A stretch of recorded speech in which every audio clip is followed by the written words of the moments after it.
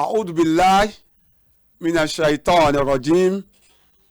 بسم الله الرحمن الرحيم وصلاة وسلاما على رسول الله أيها المستمعون الكرام السلام عليكم ورحمة الله تعالى وبركاته akí ọba Allah ọba tó tó kí ọba tó tó kí ní gbogbo ààyè ní gbogbo ọ̀nà òun náà lọ́lọ́run kò sí ẹ̀dá kankan tó láfiwé tó láfijọ gẹ́gẹ́ bí ọba Allah mò ń tọrọ ìkẹ́ àti ìgẹ̀ fún aṣíwájú ẹ̀dá anabi wa Muhammad sallallahu alayhi wa sallam mò ń kí gbogbo ẹ̀yin olólùfẹ́ ètò wa yìí káàkiri àgbáńlá yìí pé assalamu alaykum wa rahmatulahi ta'ala wa barakatuhu lẹ́yìn kíkí tí a kí ẹnìkọ̀ọ̀kan wa tán ìbánisọ̀rọ̀ wa lónìí òun náà ni àǹfààní àti ẹ̀kọ́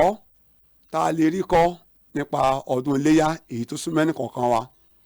tí a bá wò ní ení èjì ẹ̀ta ẹ̀rin yóò tó bí oríṣi ọ̀nà márùn-ún gbogbo àwọn tá a jẹ́ múmìnì múmìnà táwọn bá tẹ̀lé irú ìgbésẹ̀ báyìí a ó rí i pé ayé wa yóò mọ tuntun sí ni tá a bá tẹ̀lé irú gbìyànjú báyìí a ó rí i pé ètò àlámọ̀rí ayé wa yóò mọ dá sí ni àwọn kan bẹ náà ní pé ẹ jẹ́ ká jẹ́ aládùá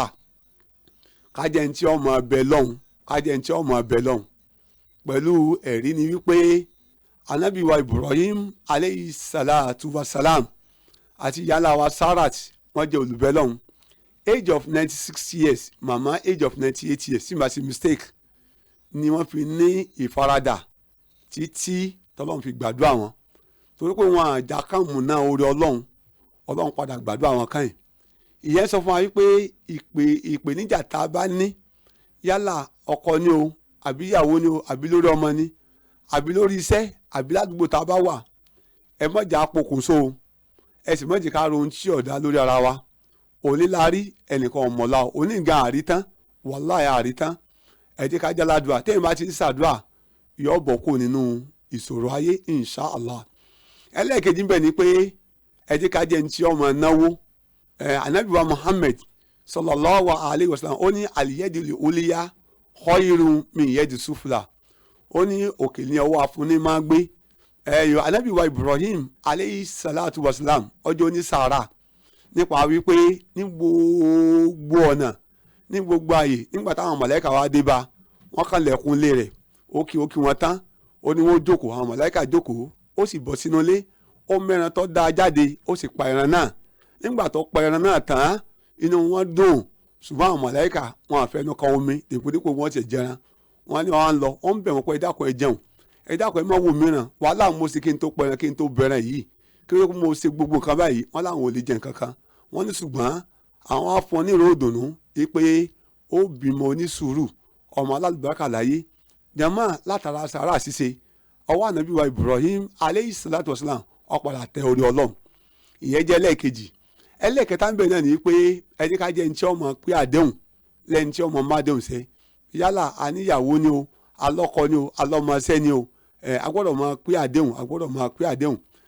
ànábì wa Ibrahim aleyhi salatu wasalam ó pé àdéhùn síwájú ọlọ́run pé ọlọ́run tó bá ṣoore báyìí fún mi ń dúpẹ́ ọlọ́run dẹ̀ ṣoore ọmọ fún tí ń ṣe ànábì wa Ismail aleyhi salatu wasalam ó dúpẹ́ lọ́dọ̀ ọlọ́run àwa náà táwa náà bá ṣàdéhùn fún yẹn ẹ já gbìyànjú láti ṣe kíni o láti ká máa pé àdéhùn